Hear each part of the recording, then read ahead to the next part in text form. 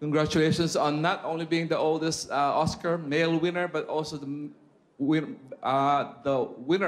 the oldest winner overall in Academy's history. So how does it feel? Mr. Ivory, can we have you move to the microphone? Perfect. Well, I imagine how it would feel. I mean, it'd be 90 years for anything that you would do is extraordinary. But to be here, having won the Oscar at that age, just seems as like a hiccup in nature, possibly, something like that. But it feels great, and it certainly feels good to be holding on to that Oscar. It's my Oscar for the first time. I've been nominated before, but never won. I once had to receive an Oscar for Ruth Jabvala, and I walked around with hers, but it was not mine. So it's a very good feeling. And I'm glad it was, particularly I'm glad that it was an Oscar for writing. I'm not exactly new to that. I mean, I've worked on many of our film scripts. I've co-written scripts before, films of ours that were produced, but I've never written one from, right from the first lines up to the end and seen it produced.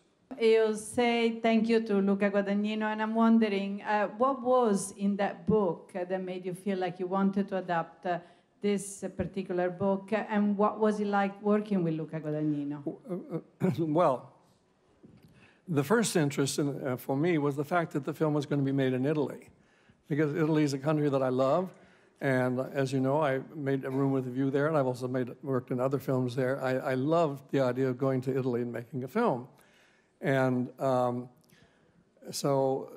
then the story naturally has a good amount of personal relevance for me, and so that was interesting, of course.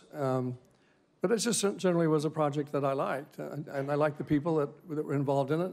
And as for Luca, I never was around on the set while he was working, because I stayed in New York while they shot.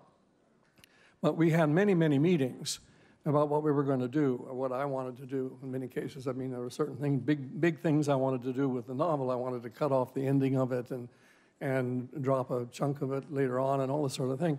So he was always very agreeable and reasonable about what I wanted to do, and he had some good ideas of his own, and those have come into the script. So it was good working with him.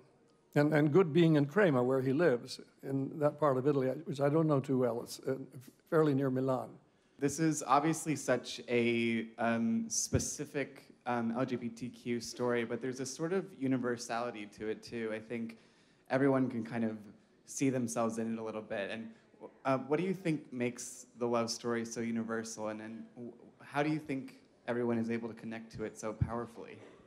Well, I think it's the whole idea of a first love, one's first strong love, which may have gone badly. It has gone badly for many people, but you survive, and you go on to other loves, hopefully. I think that's a universal situation. First love, and how we feel about it, whether it's made us unhappy or joyous, whatever. That is universal, I think, and that is subject matter that everyone, everywhere can,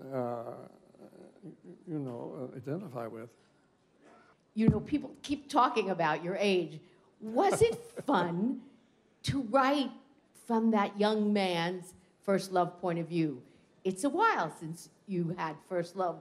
So was it exciting? Was it easy? Was it thrilling to write, to create that atmosphere? Yeah, I think that's why I'm here. I think it was, in fact, a rejuvenating experience somehow. It wouldn't be like, there are other kinds of books you might adapt. It wouldn't be like that. I think one, in a sense, emotionally and in your memories, you do relive your own life at that time.